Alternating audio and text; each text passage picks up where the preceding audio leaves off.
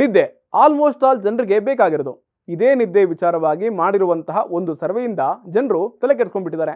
ಯಾಕಂತಂದ್ರೆ 70% ಹೆಚ್ಚಾಗಿ ಭಾರತದಲ್ಲಿ ವಾಸ ಮಾಡ್ತಾ ಇರುವಂತಹ ದಂಪತಿಗಳು ನಿದ್ರೆಯ ಕಾರಣದಿಂದ ವಿಚ್ಛೇದನಕ್ಕೆ ಹೆಜ್ಜೆ ಹಾಕ್ತಾ ಇದ್ದಾರಂತೆ. ಶಾಂತಿ ಹಾಗೂ ಒಳ್ಳೆಯ ನಿದ್ದೆಗೋಸ್ಕರ ಸಪರೇಟ್ ಆಗಿ ಮಲಗ್ತಾ ಇದ್ದಾರೆ ಅಂತ ರಿಪೋರ್ಟ್ ಬಗ್ಗೆ ಚರ್ಚೆ ಮಾಡ್ತಾ ಇದ್ದಾರೆ.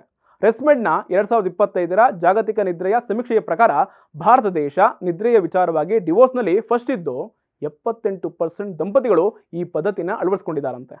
ಚೀನಾ 67%, ದಕ್ಷಿಣ ಕೊರಿಯಾ 65% ನಲ್ಲಿದಂತೆ. 13 ಮಾರುಕಟ್ಟೆಗಳಲ್ಲಿ 30,000ಕ್ಕೂ ಹೆಚ್ಚು ವ್ಯಕ್ತಿಗಳನ್ನ ಸರ್ವೆ ಮಾಡಲಾಗಿದೆ. ನಿದ್ರೆಯ ಭಂಗಕ್ಕೆ ಕಾರಣ ಅಂತಂದ್ರೆ ಸಂಗಾತಿಯ ಗೊರಕೆ, ಜೋರಾಗಿ ಉಸಿರಾಡೋದು ಅಥವಾ ಗಾಳಿಗಾಗಿ ಏದುಸಿರು ಬಿಡೋದು 32%, ಚಡಬಡಿಕೆ 12%, ಮಲಗೋ ಟೈಮ್ ಸರಿ ಇಲ್ಲದೆ ಇರೋದು 10% ಹಾಗೂ 8% ಹಾಸಿಗೆಗೆ ಹಾಕುವಂತಹ ಪರದೆಯಿಂದ ಸೇರಿದಂತೆ.